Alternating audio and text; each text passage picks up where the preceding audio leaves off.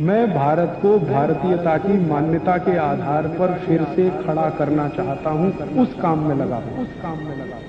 कि आप में से किसी को भी ये तकलीफ है कि आपके शरीर में मेद बढ़ा हुआ है, मेद माने मांस बढ़ा हुआ है, बहुत लोग परेशान है, मोटापा, मेद माने कफ बढ़ा हुआ है, सीधी सी बात, तो आप त्रिफला खाइए। कब खाना है? आपको रात को नहीं खाना है, सवेरे खाना है।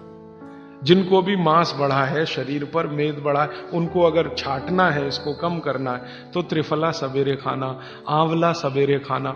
आप त्रिफला नहीं खा सकते तो आंवला ही खा लीजिए, 4 आंवले 3 आंवले रोज खा लीजिए। आंवले को मुरब्बा बना के खा लीजिए, मुरब्बा को और आंवले का अचार बना के खा लीजिए, आंवले की चटनी बना के खा लीजिए, जैसे भी है आंवला खा लीजिए। 3 से 4 आंवला जितना होता है ये पेट में जाते रहे तो साल भर में आप देखोगे आप पहले से ज्यादा स्लिम और ट्रिम हो जाएंगे।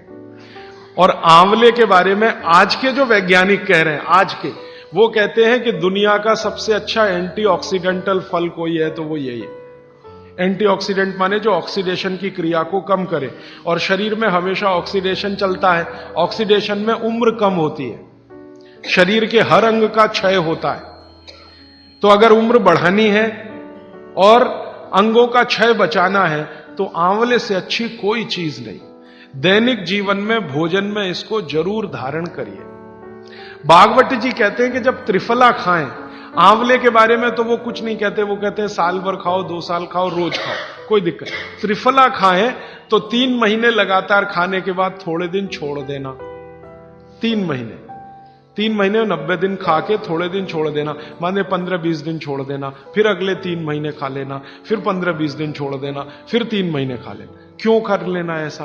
वो कहते हैं कि ये छोड़ना जरूरी है बीच में, नहीं तो शरीर को आदत लग जाती है, और वो आपने अगर छोड़ा नहीं तो आपको कुछ दुष्परिणाम भी दे सकता है।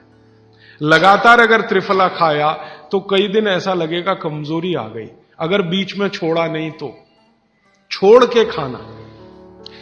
अब किसी व्यक्ति के लिए ये छोड़ने का समय है वो 3 महीने से थोड़ा पहले भी हो सकता है, ज्यादा भी हो सकता है, इसलिए मैंने बीच का बताया। 3-3 महीने करके छोड़ के खाना। अब आज के लिए सूत्र इतना ही।